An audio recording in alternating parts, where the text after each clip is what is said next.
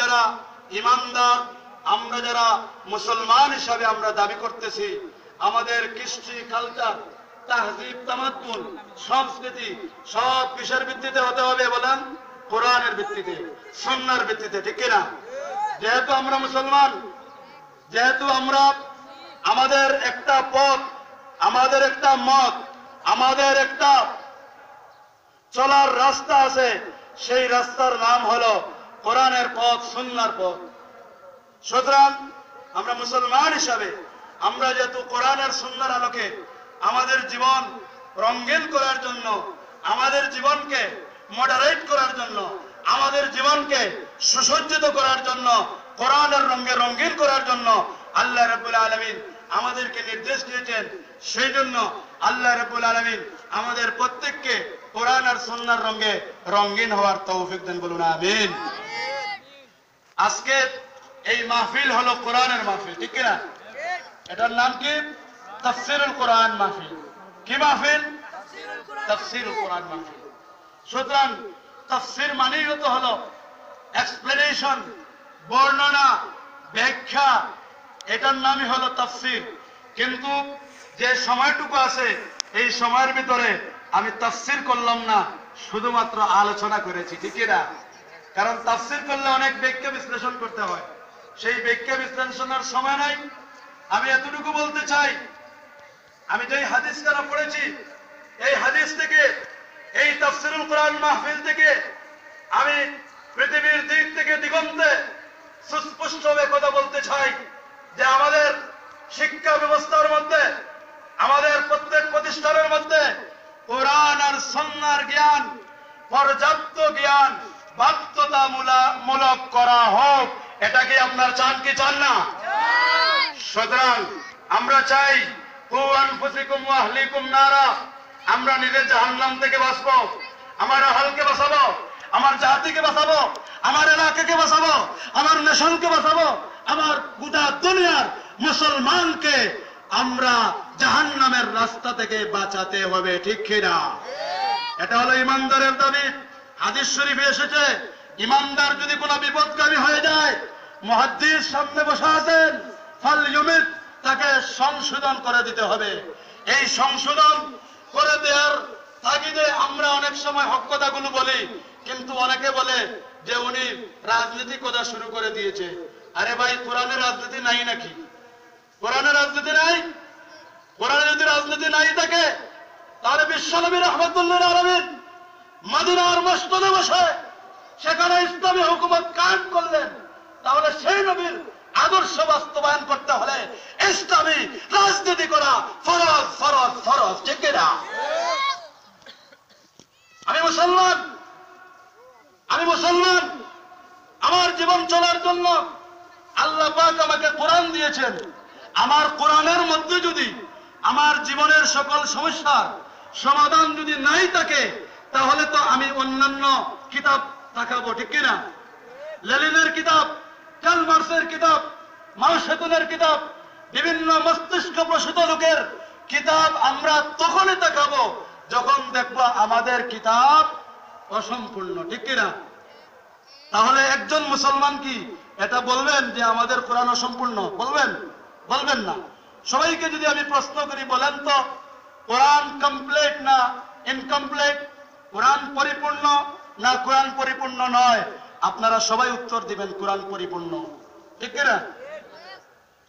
তাহলে আমি বলতে চাই, আপনি ইমানে মুফাসসালের মধ্যে পড়েছেন আমানতু বিল্লাহি ওয়া মালাইকাতিহি ওয়া কুতুবিহি, ঠিক না? আমরা ঈমান আনলাম ওয়া কুতুবিহি, ৭টার মধ্যে একটা আছে না ওয়া কুতুবিহি? কিতাবুনের জমা কুতুব, মুহাদ্দিস বসা আছেন, কিতাবুনের জমা কুতুব, ওয়া কুতুবিহি অর্থাৎ আসমানি যত কিতাব এসেছে মানবতার কল্যাণে যুগ থেকে যুগান্তর ধরে নবীদের রাসূলদের ধারাবাহিকতা চলে আসতেছে, ঠিক কিনা?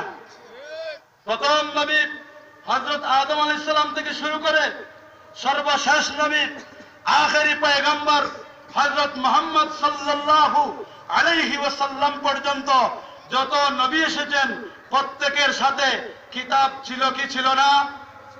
কিতাব ছিল, তাহলে সেই কিতাব কার?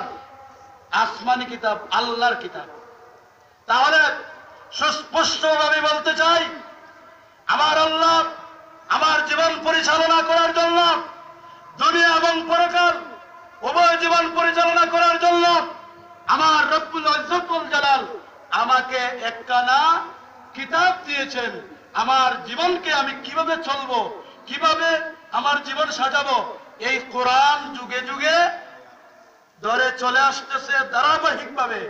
হযরত মুহাম্মদ সাল্লাল্লাহু আলাইহি ওয়াসাল্লাম পর্যন্ত শেষ কিতাব আমরা পেয়েছি, তার নাম কি বলুন তো? কোরআন। তাহলে আমি আপনাদেরকে প্রশ্ন করতে চাই, এই কোরআনে সকল সমস্যার সমাধান আছে না নাই? আছে না নাই? এই বিশ্বাস আছে না নাই? এই যদি বিশ্বাস যদি না থাকে, ঈমান থাকবে? মুসলমান ঈমান থাকবে? ঈমান থাকবে না। কেন? কারণ আপনি বলেছেন সকল ওয়া কুতুবিহি, সকল আসমানি কিতাবের প্রতি আমি বিশ্বাস স্থাপন করলাম। এই কথা না বললে ঈমান থাকবে? ঈমান থাকবে না।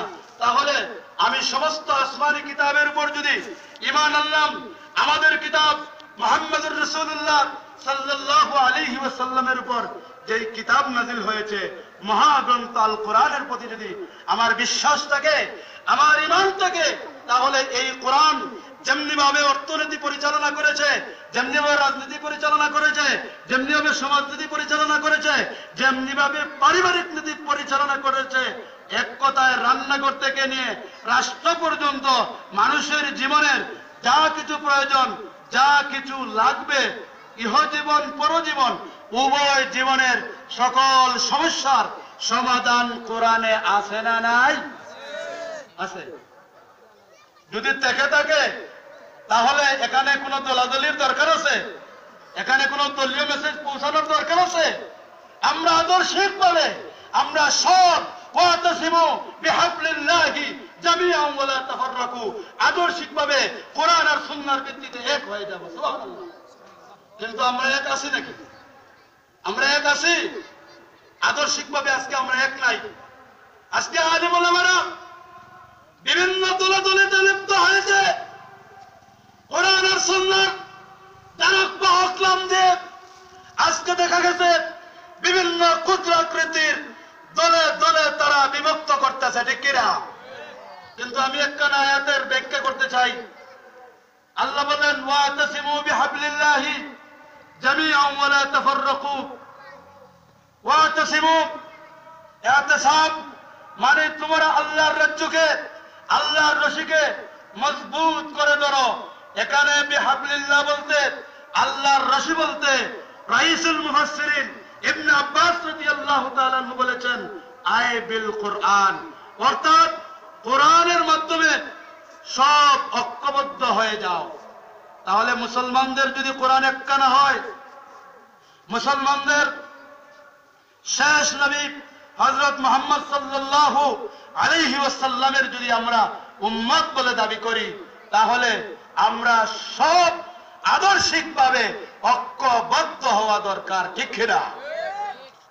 আজকে মুসলমানরা অত্যন্ত পরিতাপের বিষয়, অত্যন্ত দুঃখের বিষয়, আজকে মুসলমানরা ঐক্যবদ্ধ না হওয়ার কারণে আজকে বার্মার অবস্থা দেখেন, আরাকানের অবস্থা দেখেন, ইরাকের অবস্থান দেখেন, কাশ্মীরের অবস্থান দেখেন। আজকে ইসলাম বিদ্বেষীরা, নাস্তিক মুরতাদরা, বেদিনেরা আজকে মুসলমানদের উপর স্টিম রোলার চালাচ্ছে, ঠিক কিনা? নির্যাতনের স্টিম রোলার চালাচ্ছে। আমি গতদিন ফেসবুকে দেখেছি, ভারত আসামে মুসলমানদের উপর মুসলমানদের উপর নির্যাতন চালানো হচ্ছে। আজকে আমি এক কথা সুস্পষ্টভাবে বলতে চাই, আমার আল্লাহ বলেন, ওয়াতাসিমু বিহাবলিল্লাহি জামিআন ওয়া লা তাফাররাকু, কোরআনের মাধ্যমে ঐক্যবদ্ধ হও। কিন্তু আজকে আমরা ঐক্যবদ্ধ হইলাম না। আল্লাহ রাব্বুল আলামিনের হুকুম হলো ঐক্যবদ্ধ হওয়া, আর আমরা বিচ্ছিন্ন হতেছি। এই জন্য আমাদের উপর বিভিন্ন বিপদ আর মুসিবত আসতেছে, ঠিক কিনা? সুতরাং এই বিপদ আর মুসিবত থেকে পরিত্রাণ পেতে হলে আমাদের সকলকে দল মত নির্বিশেষে সবকিছুর ঊর্ধ্বে উঠে আদর্শিকভাবে আমরা কোরআন আর সুন্নাহ আমাদের ব্যক্তি জীবন, পারিবারিক জীবন, সমাজ জীবন, রাষ্ট্রীয় জীবন, সকল জীবনে কোরআন আর সুন্নাহর বিধান কায়েম করতে হবে, ঠিক কিনা? যদি আমরা করতে পারি তাহলে আমাদের দুনিয়ার জীবন সুন্দর হবে, পরকালীন জীবন সুন্দর হবে। আমার বন্ধুগণ, কোরআন